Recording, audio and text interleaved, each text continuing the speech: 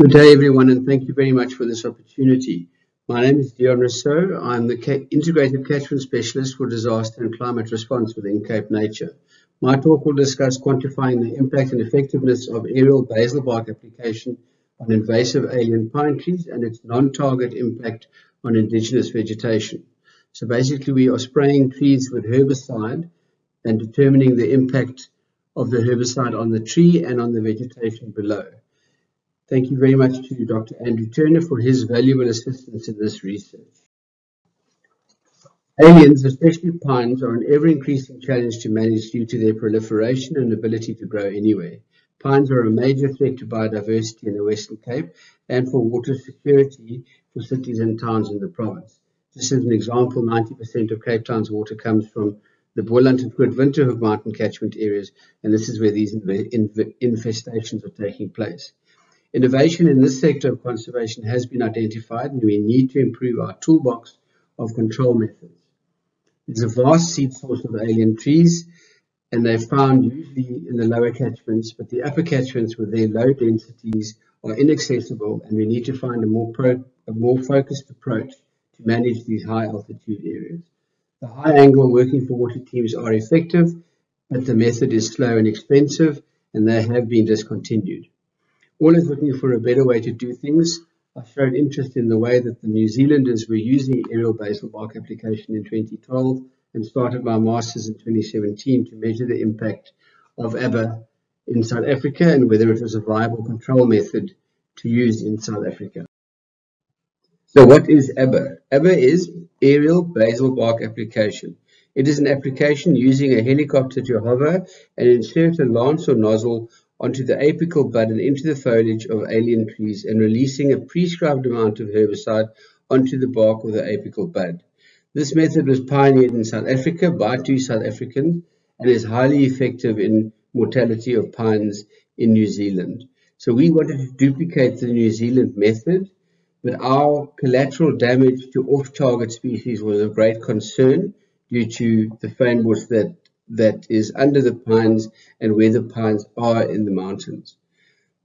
ABBA is highly time efficient, walking versus flying, and high angle versus flat, but it would be very expensive, obviously because of the cost of the chopper. The best theatre for this method would be low infestations, inaccessible areas, steep cliffs, and high altitude areas. So this method would not affect or impact on job creation. Aircraft is expensive, so if we are going to do this, we need to determine that it is very, very effective. So the basis of research was the sensitivity of indigenous vegetation, gills versus species, and can we apply this method in South Africa?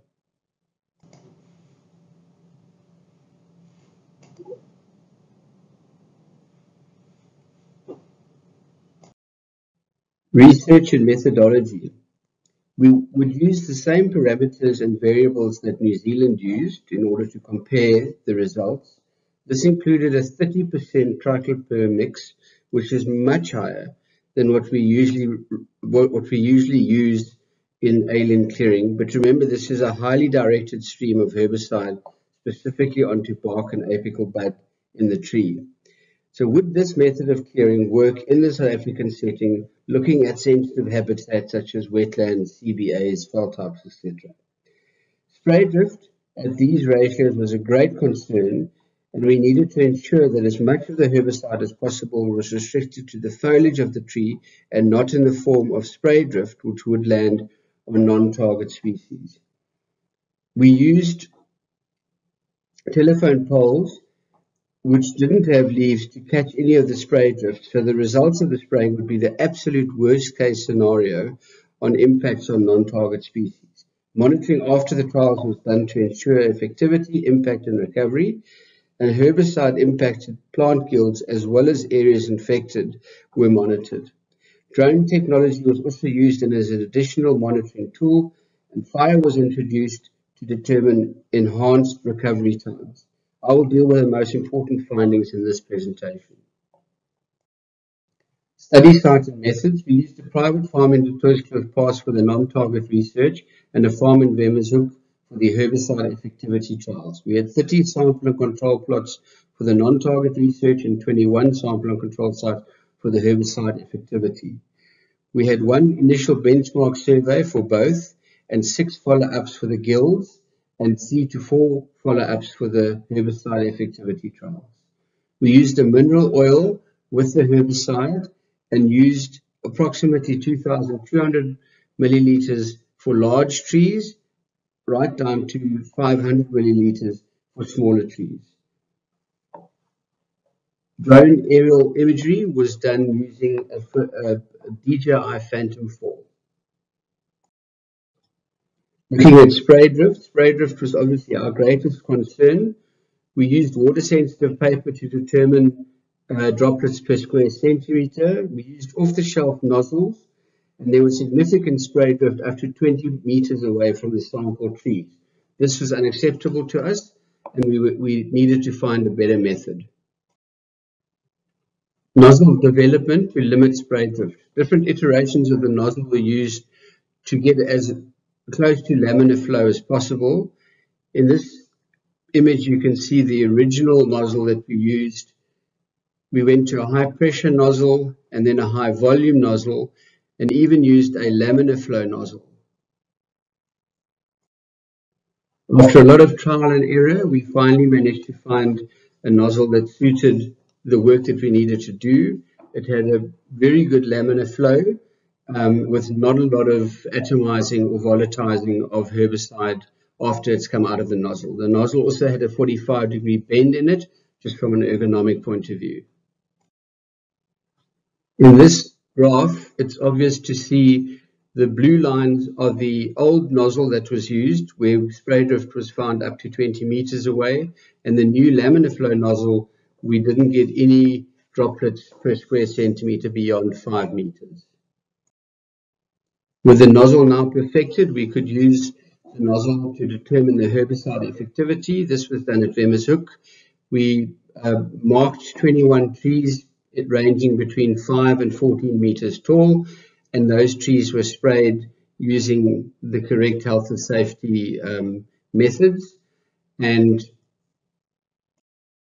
it is clear from these photos the impact of the herbicide on the tree. So the 13th of October 2017 was the benchmark photo. The 10th of January 2018 was 3 months after the spray. Already you can see the tree is brown. On the 4th of May 2018, the tree is pretty much dead, and the bark on the main stem is already coming off. And that's what the tree looks like literally 10 months later. So highly effective in killing the pines. This is the drone image or drone footage that we used as fixed point photography to determine the area of non-target damage. As you can see, looking straight down, the shadow of the pole is in the middle of the image. After the initial spraying, you can see the damage surrounded by a black line that we've made. The next image shows the collateral damage approximately a year after the spraying took place.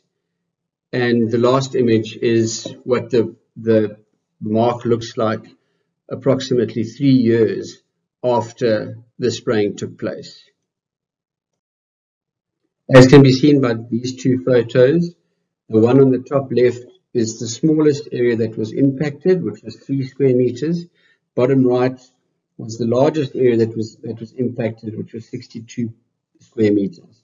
The standard deviation was 15 meters squared, and the average area that was affected by the spraying per tree was 19 square meters.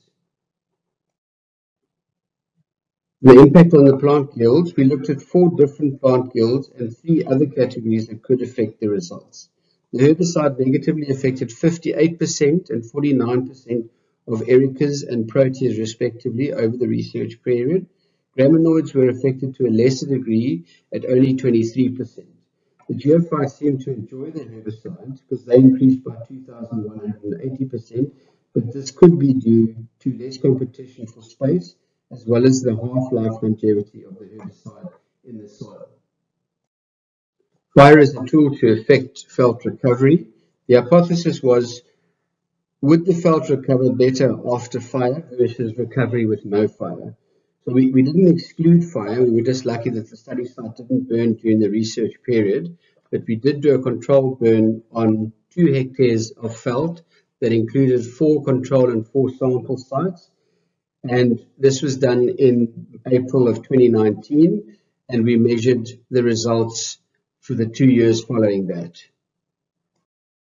After the fire, there was significant drop in coverage of ericoid and proteoid compared to the control pot, which only saw a small increase in ericas and a 20% drop in proteoid.